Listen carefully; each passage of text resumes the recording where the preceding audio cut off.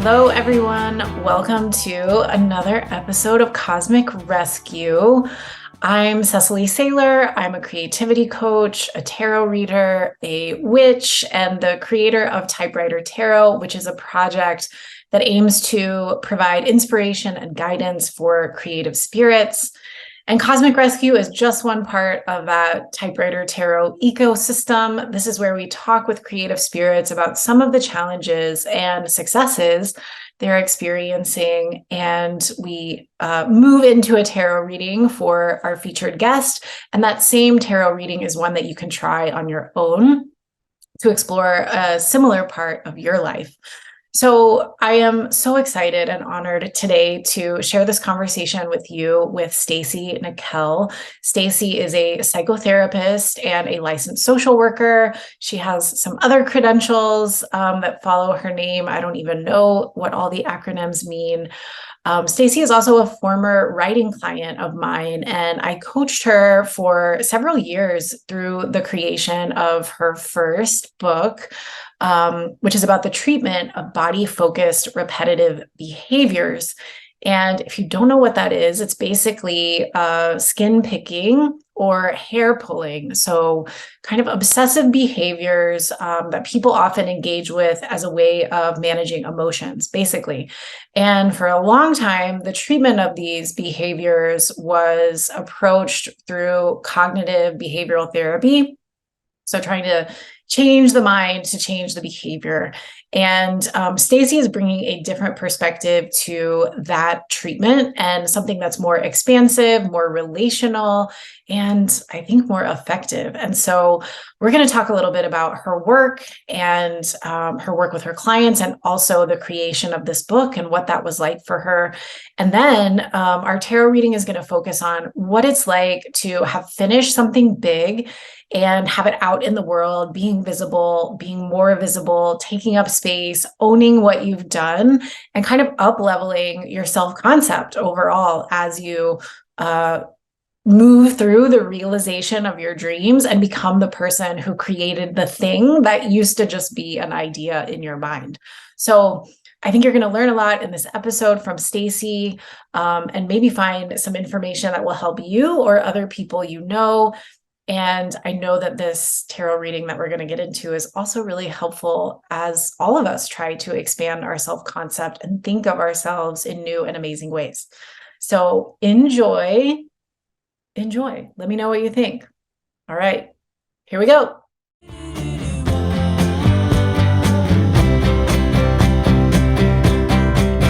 Hello. I am so excited to be with you, Stacy. You are one of my first writing clients when I started that as a side gig, and now a good friend, I feel like, as well. So glad to be with you after the publication of your first book, which we worked on together for a long time. Congratulations. Thank you, Cecily. It's really nice to be here and nice to be done. Yeah, I bet. Well, your journey has felt really like unique and special to me. You are a therapist and you work primarily, or a lot of your clients are people with body-focused repetitive behaviors, or BFRBs, which means they have either some kind of compulsive hair pulling or skin picking behavior that maybe has reached a level of like disruption in their life, or is causing shame or other kinds of emotions. And there's so many things I want to talk to you about. Let me try to be organized in this. But before I started working with you, I didn't really know that was a thing. Mm-hmm. And in working with you, I learned so much about what BFRBs are, not what kinds of people, but like, yeah, some of the similar experiences that people with BFRBs have. I also have a tendency to like look through my scalp for really curly hairs and pull them out and like run them through my fingers times, and then eventually like throw them away or whatever. And I in working with you, it's kind of weird to admit this to everyone, but in working with you, I realized like, oh, that's like a thing and it has a psychological connection. And then, I also realized like it's a thing for many people, and many people have this behavior in a way that is actually more disruptive in their lives. Right. And I just think it was very special that like you're a therapist that's really focused on that. So your book is about that. And maybe I should shut up now because I want to ask you to talk about if you can think back to the time when you like knew you should write a book or you wanted to write a book. What was that like, and how did you like heed that call in the first place? Sure. Well, yeah, it's good to go back to that kind of a moment. And I would say, really, there was a point when I was really looking for a book that would address the more complicated elements of these behaviors. Since I too struggled with a BFRB skin picking, it was really personal to me that there be a way to address all of the underlying psychosocial factors that I knew were impacting my own skin picking. And that book was not available at that time. And so I will say, in that way, I was lucky that there was an opening because otherwise I wouldn't have written a book. But it was also a very lonely experience, and part of why I thought I would never be able to publish the book because as somebody who was just writing kind of in the dark when I started without any community, it was just really unlikely to imagine that one day I would publish it. And I will say that there was anger in there, and I really look at harnessing that anger as being a motivating factor. The people who were writing and practicing and sort of the experts or the gurus in this subject were really leaving out my personal experience. They were really saying this isn't complicated. This is really just behavioral, and we can meet it behaviorally and cognitively without addressing things like trauma or what caused the underlying emotional regulation that then led to the development of a behavior like this to help emotionally regulate. So I was real angry that my experience wasn't in the mix. And then as I started working with clients, I became more angry on their behalf, and people who would come to me after having gone through a protocol of cognitive behavioral therapy and sort of been deemed a success, only to relapse and then suffer and feel like they couldn't go back to their first therapist because they were now a failure. And that really made me mad that there was this dichotomy set up as though there was a lot of black and white thinking in the field. And I really wanted to make room for more nuance. And I think it was only the intensity of like that frustration that led me to get all the way to the finish line. Yeah. And you know a lot of that. You witnessed a lot of that frustration throughout the years. Yeah. And I joined you in that anger the more that I learned about, I'm someone who will pretty openly talk about the fact that I struggled with alcohol addiction. And, it's not just a behavior, or it's not just like my addiction to the substance. There was like all of my life history and a layering of like how I felt able or unable to express my emotions, and how I used alcohol to control or, manage my emotions, etc. Like if you send alcoholics to cognitive behavioral therapy, like that's going to work for 30 seconds tops. Like that's it. And it was just amazing to me that, something that seems kind of like, yes, a coping mechanism, sort of like substance abuse, was being treated so differently. Yeah. And, I became a very early adopter of the conviction that you needed to write this book and that people needed you to write it for them. And I think your anger was also something that I remember us working on, like how you wanted to, like, you didn't want to write an angry book, and you didn't. But you channeled it into, you used it as motivation. And I think we also did some work on like what it would look like to how, because you basically had to kind of call out the thing that was dominating the conversation as while you were also carving out space to expand the conversation. Right. That's a good way to put it. I did have to face some of those pieces head on, and do it in a way that felt like respectful and not retaliatory. And that was many, many drafts to get out the retaliatory and go to the respectful and just clear. Like, I think that the most critical moment of that was after I wrote a paper and had it published in 2015 in a peer-reviewed journal. And it wasn't even focused on trauma, but it was about group psychotherapy, how effective it can be in working with these disorders. And as part of that, working through trauma was a piece of the pie for some of the people in the case study I used for one of my groups. And the same year, there was an article that came out that did connect trauma, dissociation, and hair pulling in particular. And that was 2015. And in 2016, there were like 8 scientists who came out with a paper that cited our 2 articles for the most part and tried to dismiss what we had to say by saying their article was called Trauma and Trichotillomania, a tenuous connection.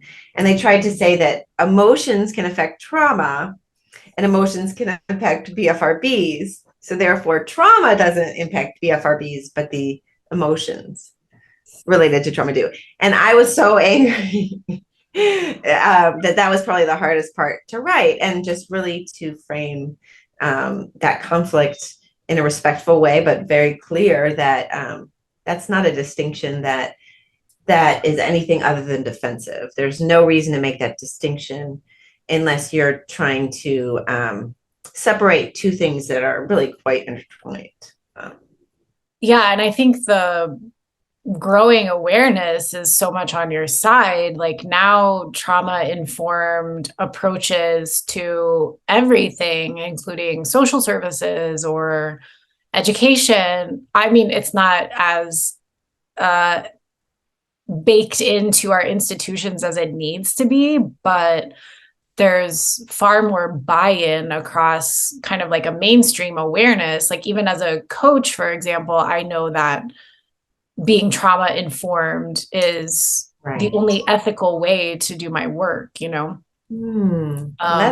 I wouldn't have even thought of that, but that makes sense. Because whenever we hear people's stories, we're going to come up against some of their traumatic experiences. Yeah. Which you hear as a coach as well as I do as a therapist. Yes. Yeah. And especially what blocks us and blocks our creativity is certainly connected to that. Absolutely. Absolutely. It's important before we go any further that we bring the book into the picture, literally. Yes, treatment for body-focused repetitive behaviors, an integrative psychodynamic approach. And so what you've brought to the table and to the conversation is the piece about the relationship between the therapist and the client, and creating a sense of safety to explore what emotions are there, what stories are in those emotions, what is like wanting to be expressed through the behavior, and helping create a container for a client to express that.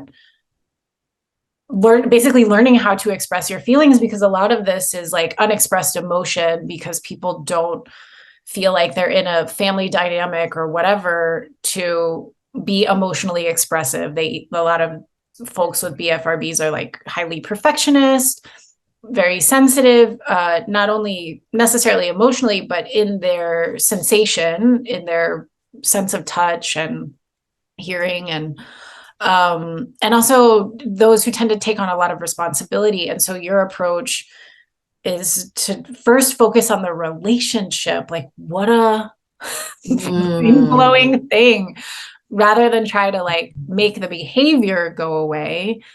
And then from there, as people grow in their awareness of the behavior and what's motivating them, the behavior becomes usually less needed because there's another outlet, Very right? true. What a lovely, succinct synopsis there of I this too have process. been educated by your Yes, ways. you have been with me for a long time.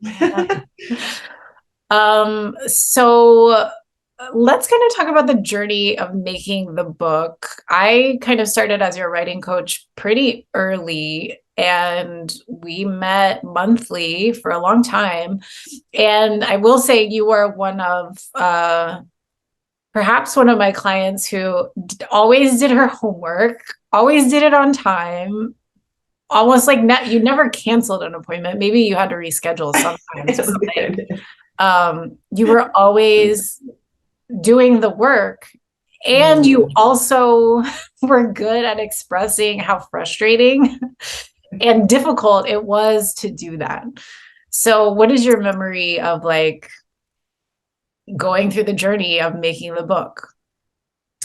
Yeah, well, I remember many meetings at Flight Path, our local coffee shop, Yes. and how that was also kind of the way that I learned how to write for long periods, is do it at a coffee shop uh, and have treats. And so I remember really getting that feedback from you that I was always, doing my work and that not everybody did, which was really helpful because I often felt just really frustrated with myself, with the writing process, with you.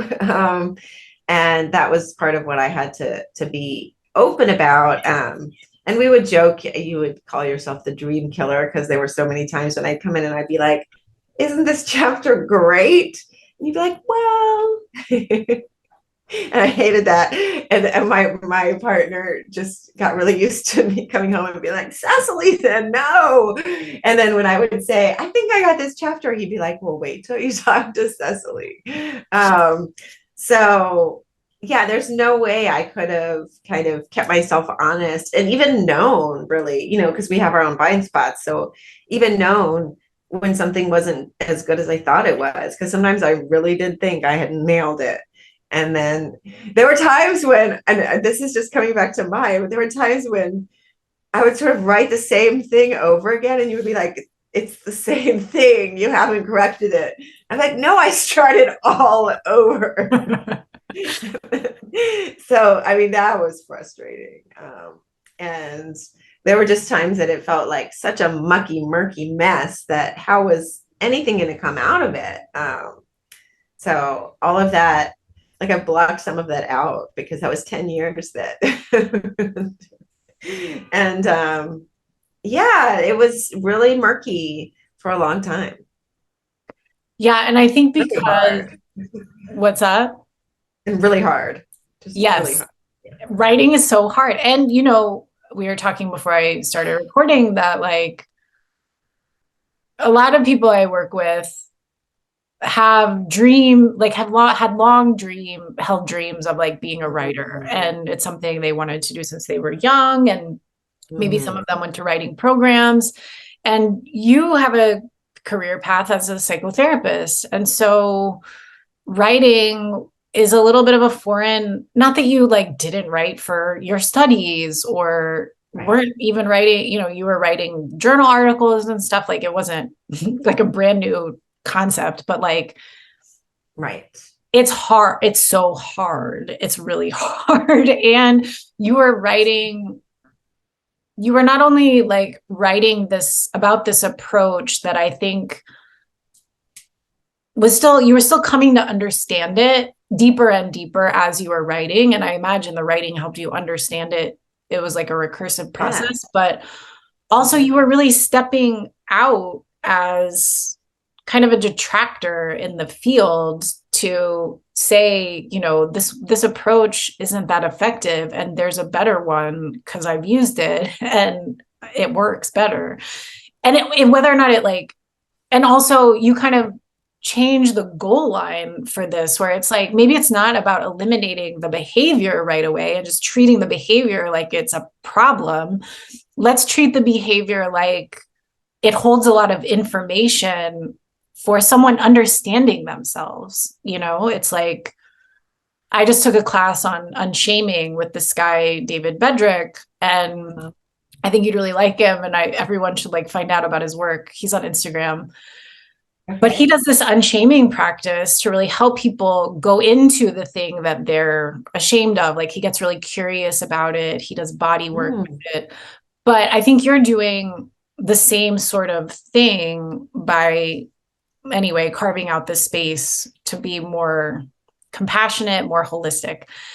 And one thing I'll say about being a dream killer is that I really am a dream holder, and I look like a dream killer some days because I saw my job too was to hold this vision of your best work. And when you were writing in your voice, I could feel the strength of that when you were really channeling that and really owning what you needed to say. And then part of the work for you was getting comfortable with going out on that limb. And my experience was not so much that you had to dial down your anger on the page, but that you needed to use it a little bit more to make your message come. I think you were trying to kind of control it so that it didn't blow up your career or something like that. But I was looking for the parts that really sang and the parts that really blew things open for me, because I knew you could do that even more in your work. So before my reputation as a dream killer spreads, I wouldn't say that. What has it been like? Let me say this first. There were times when I think you wanted to give up. You talked about giving up when it was really murky and confusing. How did you know to keep going? What stopped you from giving up? Gosh, that's a good question. Besides just you sometimes stop me from giving up. But what in me? Well, I think there's also a way you put so much in that it's almost you can't stop until, it'd be so disappointing to stop and give up once you get to a certain point. So that might have been part of it.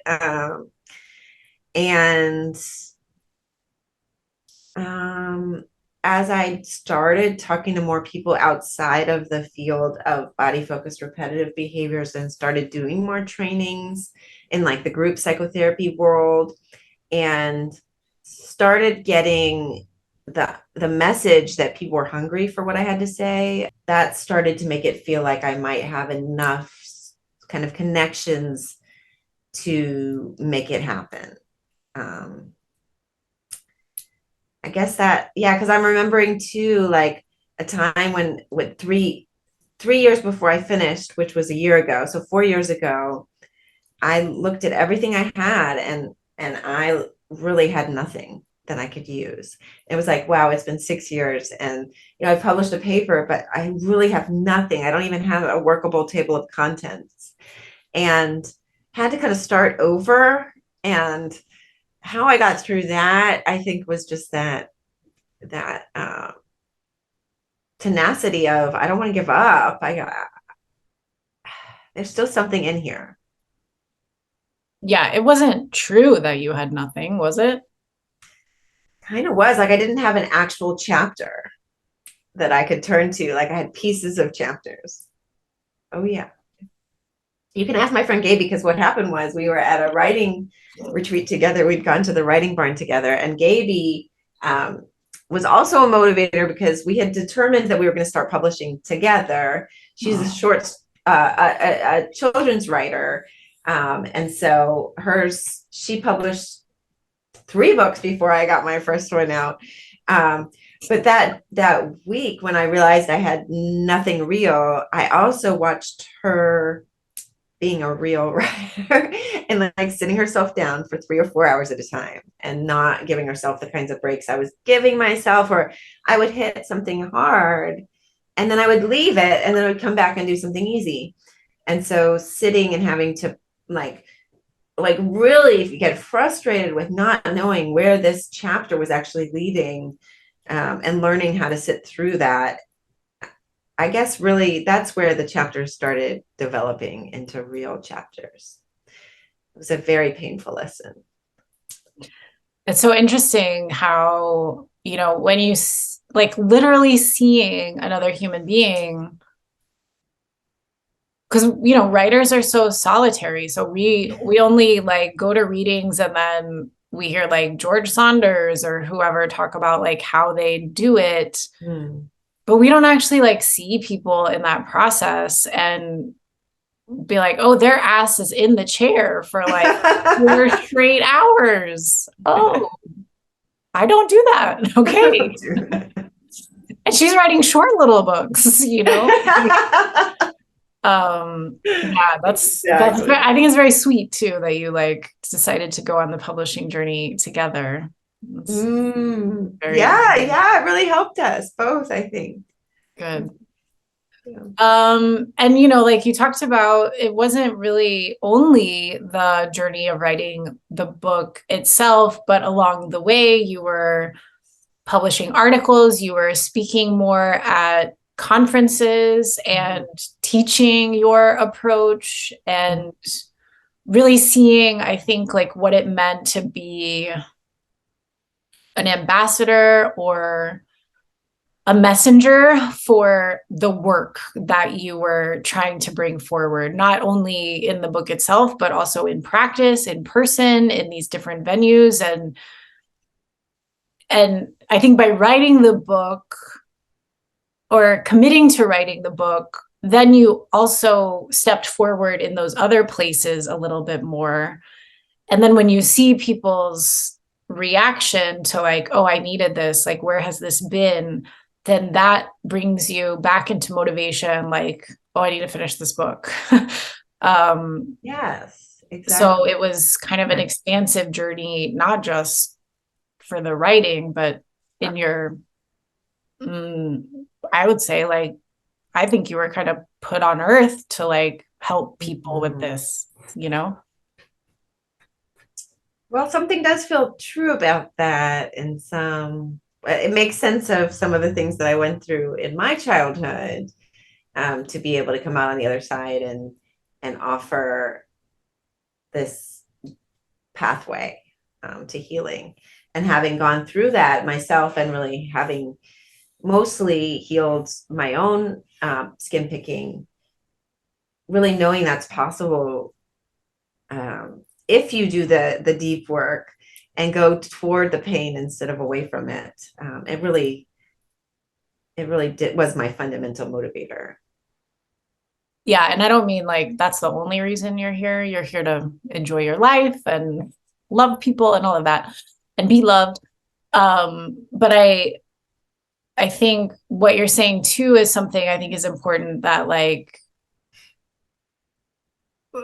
for people in helping professions of a kind, like it's important that we go first and kind of like walk through the fire first before trying to help people walk through their own personal fire. Because we're like, yeah, it's hard, it's scary, there is another side. I know, because I went from there to here. And you're not telling people or asking people or encouraging people to do something that you don't really know about or that you don't have any experience with, which, like, in the cognitive behavioral therapy model, it's just like, we are scientists and you have a problem and you just need to do this and this and this. And I've never had that same problem and I never will, but I got the answers for you. And like, also the defensiveness that's come up around that, and like, no, we were right. We were still right. It's like, why don't you just try to help people? Like, anyway. Right, right. And I think there was a fundamental misunderstanding when people first tried to treat this, because I think they were people who didn't experience it themselves.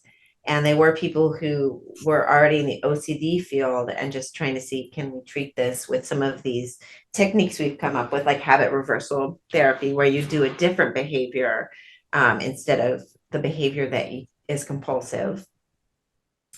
And I think they didn't recognize the perfectionism element of this population and the people pleasing that went along with it. So they didn't realize that people, if their therapist was really saying like, the goal here is you stop doing this, that people would stop doing it and please the therapist. And then they had really positive initial results. With 3 to 6 months down the line, cross addictions or relapses. And so the literature kept showing this initial success as well as this relapse. And rather than sort of take a step back and look at, well, are the building blocks the right building blocks? They just sort of kept adding on. And what I think the building block is that this is, we learn how to emotionally regulate in relationship, period. We do not learn how to emotionally regulate outside of relationship. And that's when we're babies, that's how we learn. But if we get to adulthood and we haven't learned certain things, we still can't do it alone. And so the idea of giving someone a worksheet to work on emotional regulation skills is really missing the point, because that's where that therapeutic relationship is so critical. This person who has not felt like their anger had any constructive place in the world is now in a relationship with me who is encouraging them to express when they're annoyed with me. And how can I tell they're annoyed with me? Well, their hand might kind of ball up, or they might go toward their hair, or somehow their body is communicating the feelings that have been pushed down. And that's what we get back in touch with. And that's what we use to develop those emotional regulation skills. But that doesn't happen through a worksheet. It would be lovely if it did. And the reality is it's longer term therapy. There's no 10-session therapy that addresses emotional regulation on a relational level. That is a long-term process, and there are barriers there, cost and time, and just people want a quick fix. And so this is not that. And so I think that initial assumption that those initial results were accurate and not reflective of people pleasing, I think really did some damage to this profession for a while. Yeah. And one thing that I think is pretty profound and important about the approach you're describing and the way that you work is bringing people not only into the one-to-one relationship with the therapist, which is like an important starting place, but then inviting them into group therapy. And you bring in this element of the healing herd concept. And in a moment, I'll let you attribute that to the proper person, but you noticed and look like reading, is it well, let's just attribute her now, Barbara. Oh yeah, Barbara Natterson Horowitz, and her co-author is Catherine Bowers. And do you remember her book that was so important? The Zoobiquity. Zoobiquity, yeah. Book. Yeah. So and you came across information that like horses will, and maybe through her work, will like bite their bums and remove hair that way and sort of self-harm. And there are other kinds of like self-harming behavior or self-attack behavior that animals will engage in only when they are isolated and kept in too small of container, a pen, whatever.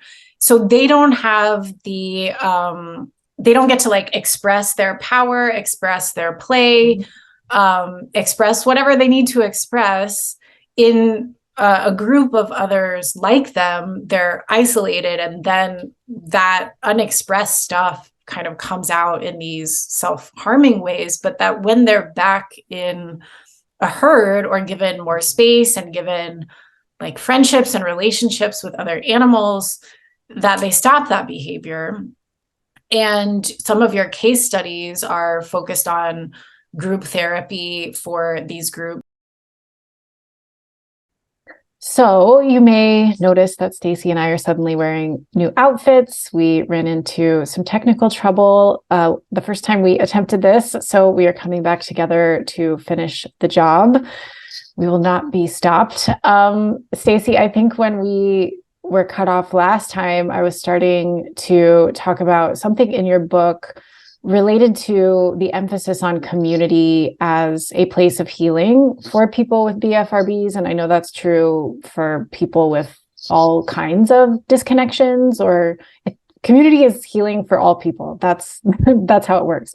But one thing I wanted to emphasize too, that in helping you with your book and helping you edit and create it and supporting you in creating it, I came to that realization, that awareness, because of you working on that. And you had also been writing some of your case studies, and some of your work has to do with group therapy, sometimes with groups of people who do have BFRBs and sometimes mixed groups of people. And you turned me on, you got me curious, and I was like, maybe I should do group therapy. And you helped me find a group in town, and I started going, and I went to this group for 3 years, and it changed my ability to communicate my emotions. And I think it helped me because it was a mixed gender group. It really helped me, I think, overcome additional fear I had around communicating my emotions with men. So I just wanted to first thank you for getting me on that part of my healing journey, and also just to call attention to that part of your book that really shows and demonstrates how group therapy can do a lot for people beyond what the one-on-one therapeutic relationship can do. Is there anything you want to say about that? Yeah, well, I think you said it very well, that it can really expand the healing potential, especially because I'm usually a positive attachment figure for my clients in individual therapy. And once we get into a group room, more comes up. So it kind of becomes a little bit of the family structure. I'm a little more the parent, and there might be more envy and jealousy between members. And so they get to have a different experience of the way that they relate to others. And so it can really help me notice the ways they get in their own way of intimacy as well. Yeah, so you get to watch sort of from an objective point of view, and you also I hadn't thought of it from the therapist's viewpoint. I don't know why, but you also get to see like what type of person activates this type of person for their own personal reasons, but yeah. There was one other question I want to ask you before we get into your reading, and that is how you feel like writing this book changed you. Yeah, great question. So I think the writing and publishing process has really helped me take myself more seriously, and see what I have to offer to the community, the therapeutic community, the group therapeutic community, the community focusing on BFRBs. And so, lately I've been getting a lot of emails from people who have read the book or else have heard one of my podcasts, especially Therapist Uncensored. A lot of people have been hearing that. I heard from a woman in China who listened to that podcast and got my book. And the common theme is that people are sort of brought to tears because they feel like, oh my God, someone sees me, someone understands my kind of the depths of this disorder and doesn't just try to look at the symptom as the problem. And so that's been really moving. That's amazing. And for folks who are watching, I want to bring in some lessons around this. Like, we often think that if we want to write a book, we really get lost in our ego about it, where it's like, will it be good enough? And how will this make me look? And what will people think? And what if I have a book, but it's kind of like not super beautiful, or it's not published with this amazing publisher, or whatever the case may be. And we kind of forget that we have a message that we're trying to share. Like, books are devices for the dissemination of stories and information. And it, like, now, because you have written this book, you are able to impact so many people without actually doing any more work. Like, the book is just out there. People can find it. Like, yeah, you go on a podcast and you talk about it, and you'll talk about it in your trainings, but you can, you would never have met or heard from this woman in China, and this woman in China would never have felt seen in this way by your work. And I remember when I started my recovery journey, getting clean from alcohol, that going to AA and hearing other people talk about addiction in a way that people who are not in addiction cannot talk about, the people who like really lived it, I was like, oh, I'm not alone. This is like, so many people are having these feelings that I haven't given language to. And it just like changed everything. And so, what an amazing thing that your message, your insight, your expertise, your personal experience, your lived experience, all the help you've done with your clients now gets channeled into this book that can travel anywhere in the world pretty much and reach whoever needs it. So good. I think the way you put it, it is exciting in that way. Okay. I just wanted that to be a lesson to everyone, to not get too caught up in like how your book's going to turn out and whether it's going to be good enough. Like, you might be in a place where you have a message that people need. So, okay. Lecture over. Let's get to your tarot reading. So we are going to focus on leveling up after you do the thing. So in your case, you finished writing a book. You just said that it helped you take yourself more seriously and also gave you more confidence.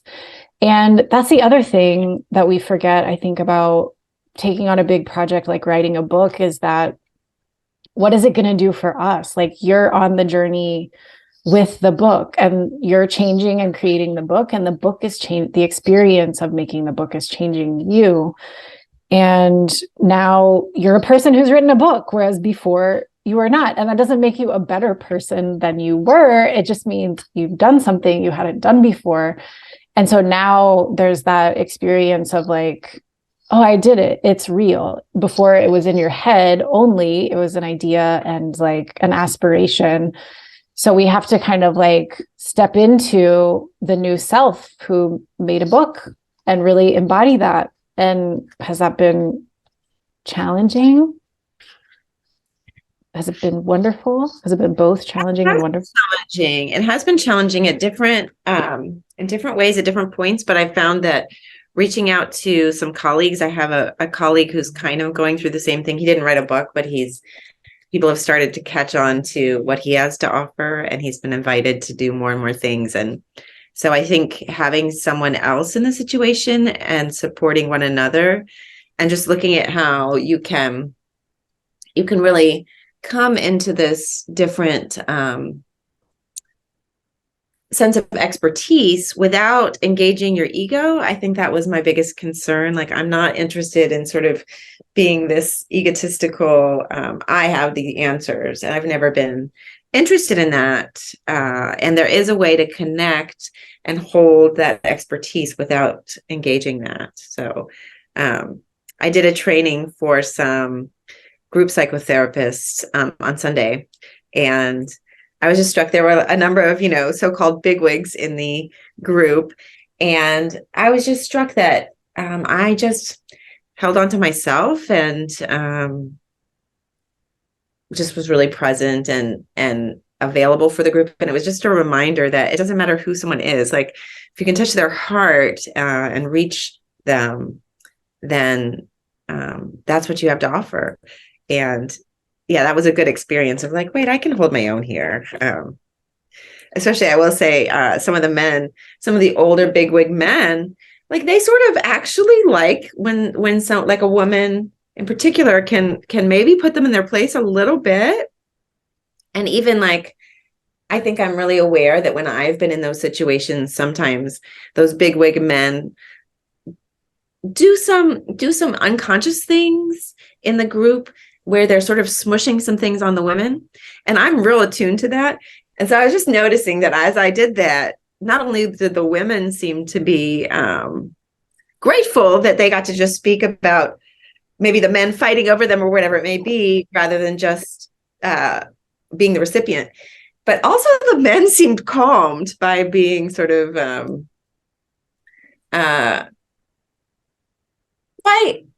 by my assertiveness around, I'm holding this space and I'm the boss. And so that was a different feeling. And I think that's the piece that I'm just getting a taste of and I really enjoyed. Yeah, there's like a new level of responsibility or something that you've come into as well, because now you're the ambassador of this message of creating safe relational space for people to navigate where these behaviors come from and what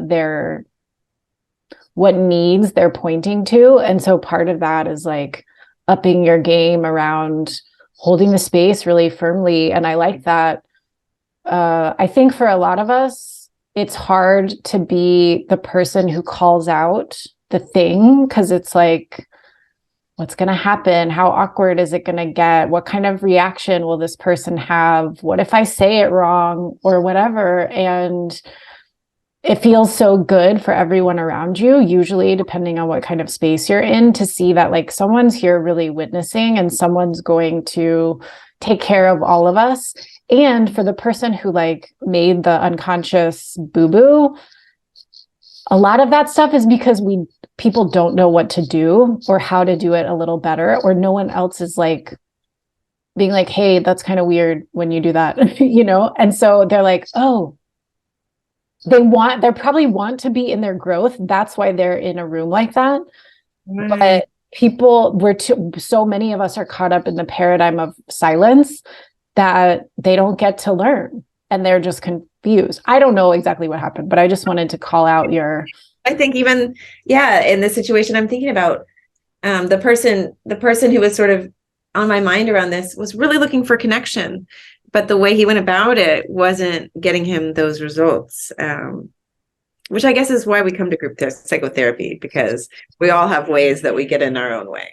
Yeah, group also, I think the thing about my relating to men was also seeing, developing these longer term, vulnerably based relationships with men who I didn't have any other affiliation with in my life. Like I only related to them in that room. And so over that time, they saw me more clearly and I saw them more clearly. And I saw too that some of their behaviors that kind of like turned me off as a woman who's been interacting with men in a certain way throughout life, like some of those behaviors have their own pain and confusion behind them. And I can be a little more, this isn't about like making excuses for people's crappy behavior, but there's just so much nuance to people individually that if we're open or curious or will listen, we can see like, oh, maybe this isn't about me, It's a great thing to take from your group you had. Yes. Thanks. Good psychotherapist. Yes. Okay. So many good lessons in this conversation. Let's finally get to your reading. So this is about owning that up-leveling, and we're going to start with this question: how can I see myself in an up-leveled way? And for this, oh my God, it's what we we're just talking about. It's justice. Justice. You are living in your values at a whole new level. And the thing about this card is that like we have, as we grow into adulthood and we watch how the world operates, we develop a sense of values around these are the things I stand for. These are the things like I'm willing to go to bat for. And what justice requires is that we not only know the values, but then we do something about them. So when you spoke up in the group and didn't just let that kind of weird comment just slide and let the group members work it out, you were like, no, my value is to hold strong space for people with BFRBs so that they can understand themselves and each other. You had to take an action. You had to say something. And I think, your values have been what called you to create this book. Like you're kind of like, I don't want to sit back anymore and watch people who experience this suffer longer than they need to, or go seek treatment and end up more frustrated and more disappointed in themselves. Like, I'm not going to sit here and let that happen. I got to write this book so therapists can change and people can change. And like, this is such a big deal. Like when your lifetime ends, and this, I'm not trying, I mean, in like your legacy at the end of all this, many, many years from now, this is going to be so rewarding, I think, to notice how you showed up in this way. It's so much more than the ego. It's so much for other people, but it's so connected to you and your experience feeling the injustice of people who don't see you, and then going out to fight for people so it doesn't happen to them. It's a really nice reflection. I feel like I just preached a lot. Do you want to say anything else? No, Okay. I'm just putting it in. All right. Our next question is, what do I need to create capacity in order to feel the up-leveled-ness? So what I mean by that is like, you're already there. You did the thing, but your nervous system, your body, your patterns, some of them might still be operating from kind of like previous Stacy. So we have to kind of create capacity inside ourselves to be like, yes, I am this new version of me. So that's what I mean by creating capacity for this new you.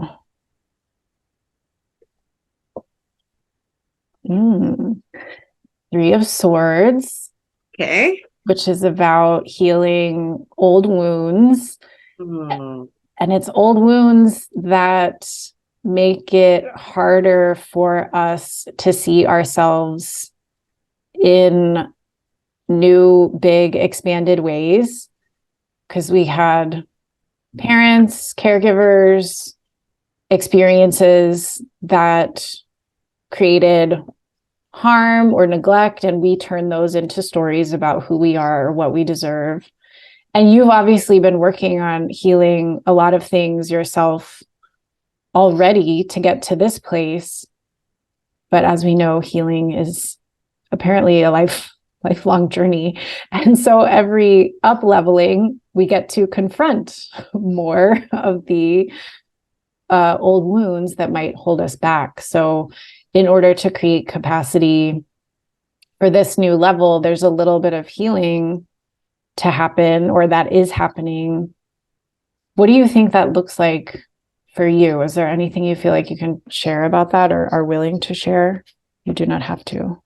Well, I mean, that's interesting because I know, like, in my work with my longtime consultant, as well as in some EMDR that I've done around actually these questions, I did some eye movement rapid desensitization therapy that kind of goes a little quicker into the brain to change some things. And it's started in the consultation room where my consultant was really noticing that at certain points I really turned knives on myself. So it's really funny that you. Oh, yeah.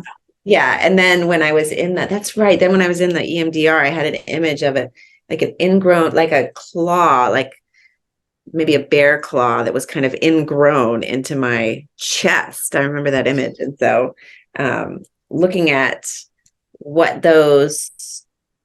compels me to attack myself has been really important. And I actually have gotten through some of that self-attack. Like I'm not doing as much of it now. And I think I'm letting in some new voices, like this new friend of mine. I think he really is a little bit of like a father transference figure for me, because he's always so proud of everything I do. And my own father was extremely competitive with me, and really would take the legs out from under me if I ever kind of began to thrive or move towards some visibility or success. And so I think I really needed a different kind of figure.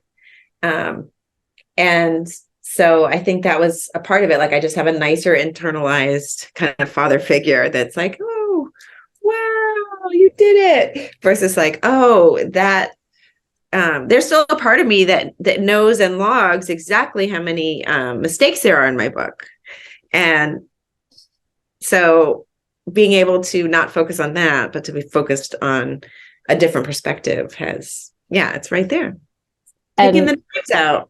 Yeah, this is the chest. That's where the heart is. And you have that bear claw image. That's crazy.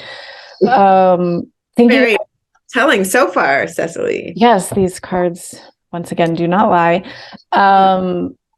I took something called the Shame Clinic recently with a man named David Bedrick. I don't know if I mentioned this the first time we recorded, but I think you would like him, and we'll put a link to his stuff in the notes. But in one class of this Shame Clinic, he talked about jealousy, and he takes people through this exercise to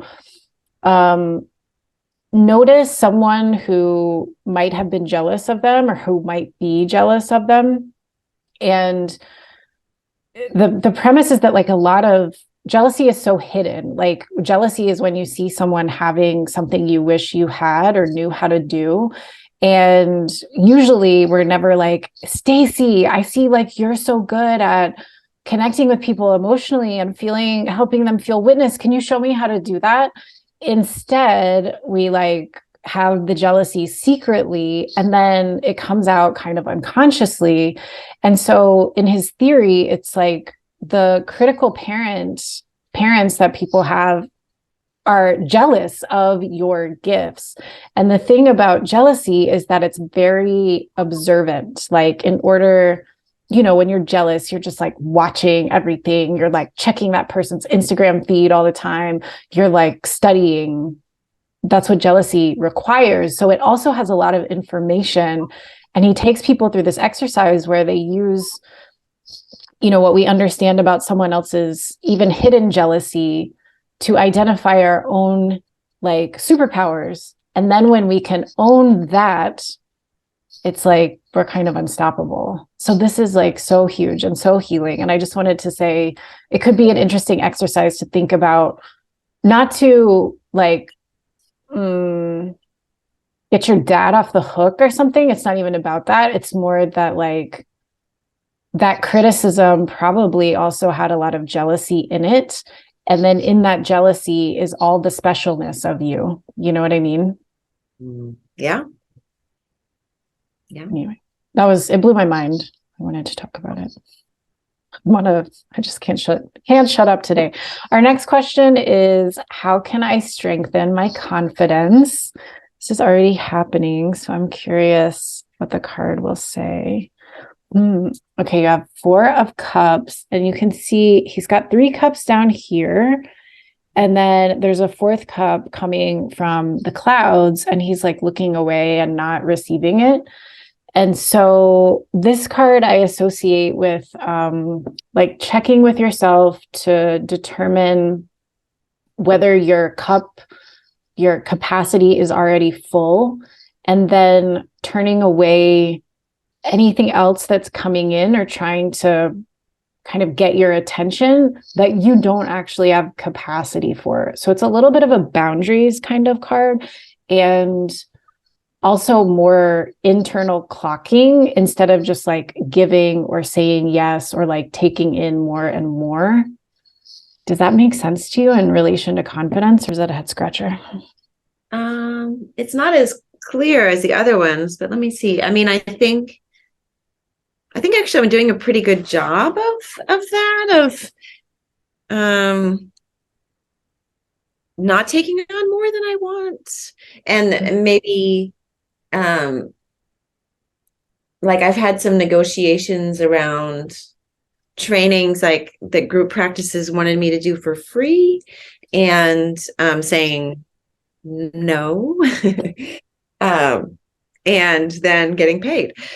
So there are some things where as a therapist, I know it's beneficial to raise my visibility by doing some things that don't pay. But when I have a choice, or when other people have a choice, really asking for that. And I don't think I've gotten it over my head. I think like I did have, I had 2 good book readings and then was going to set up a third, but it didn't feel right. It didn't feel like enough was coming together. And so I canceled it until it feels right. So maybe something about, I think my pacing, continuing to be in charge of my pacing, definitely is a piece. Doesn't feel like kind of the heart of something, but it's definitely a piece. It seems like a action or a practice or a way of being that you also shift into when you're up leveling. Like you can't kind of up level and have all the same kinds of old arrangements with everyone anymore. It sounds like a thing you're already doing where you're kind of like, yeah, I'm kind of a little more of a badass, not in a vain, egotistical way, but like I've got a lot to share. I have a lot to offer. It's valuable. So the exchange should be proper. And I can't go, because if you're running around doing like free trainings for everyone who asks it, you can't write your next book, or you can't, be doing you can't be resting so that you can go teach in places that will compensate you, because you have to pay your bills too. That's kind of what's coming up. It sounds like something you're already enacting, and it's like part of the whole package of up leveling. It's true. Okay. Good job. Congratulations. Stacy is a high priced.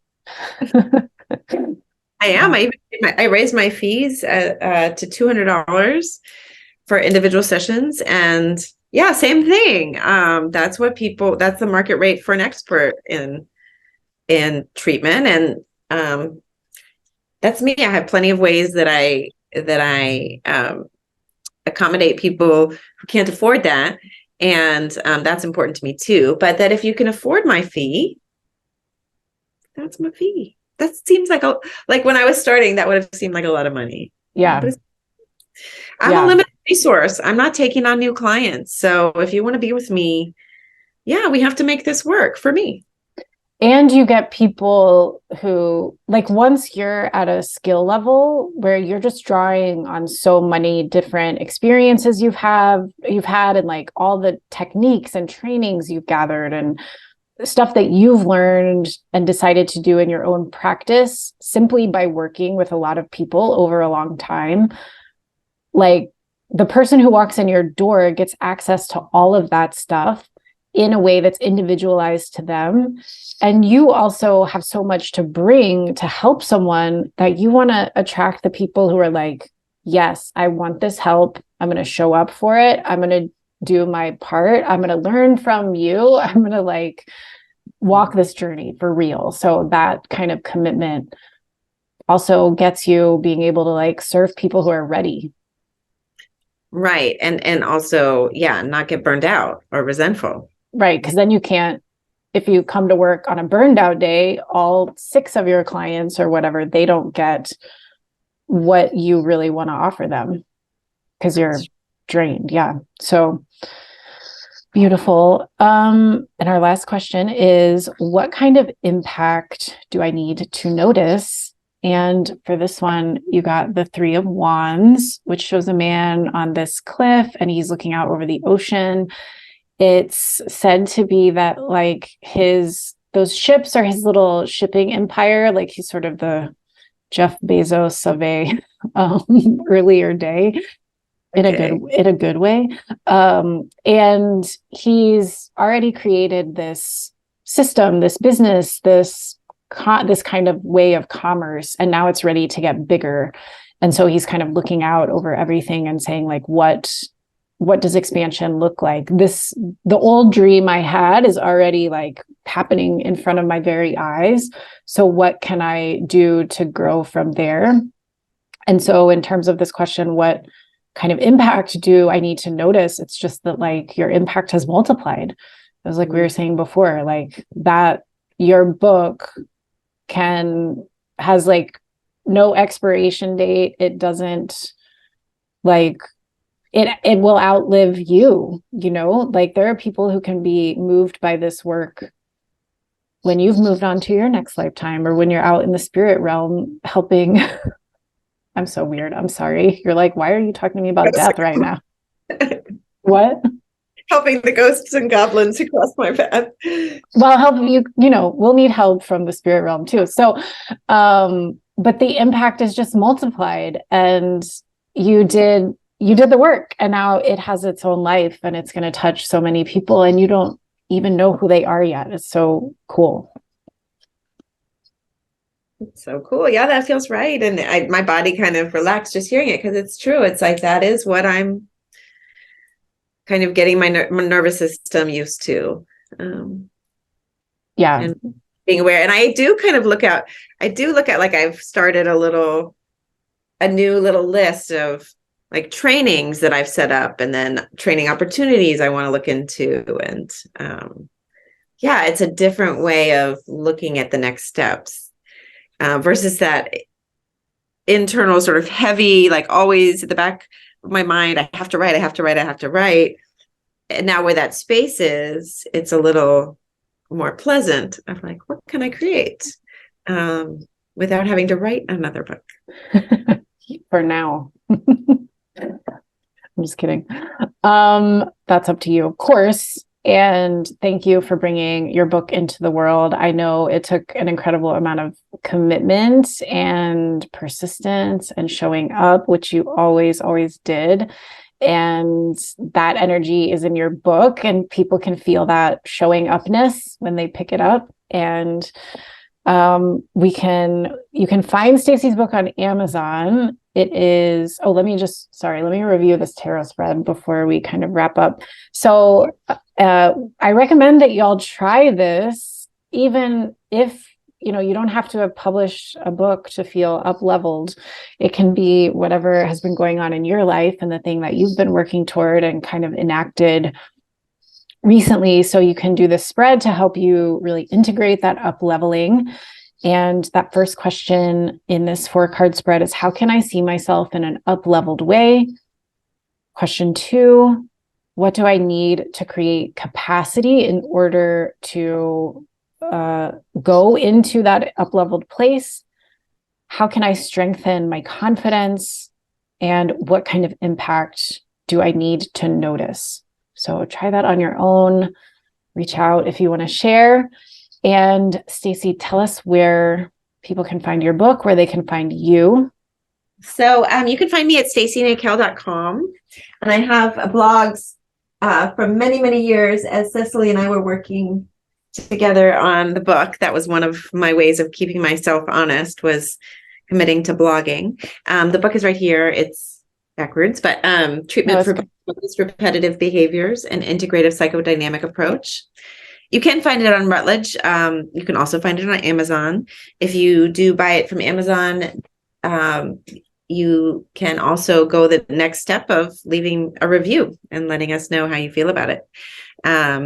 You can find my podcasts on Therapist Uncensored and Psych Up Live to learn just more about my work and my perspective. And I think that is it. I have a training group coming up for therapists. And if you want to know more about that, you can check out my new events page on my website, which again is stacynakell.com. And that's Nakell. That'll be in our show notes too. And you're also on Instagram, Stacy, as Stacy Nakell _LCSW.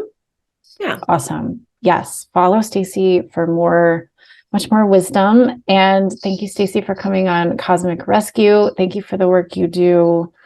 It's been a beautiful journey for me walking with you, and I can't wait to see what you do next. Thank you. Thank you for joining us for this episode of Cosmic Rescue. I hope the conversation felt nourishing, interesting, and inspiring to you. And I hope you'll try the tarot spread that we just shared. I would love to know what comes through for you. And you're always welcome to reach out and share your results, ask any questions. And you can connect with our work, which includes many, many things: classes and workshops, creativity coaching with me, tarot readings. We also have a membership program and creative community where you can access recordings to our past classes and lots of information about working with tarot cards and developing a tarot and spiritual and creative practice. So just head over to typewritertarot.com to explore what we have to offer. You can also follow us on Instagram at Typewriter Tarot. We'd love to know you and love to welcome you into our community. Thanks for being here, and have a beautiful day.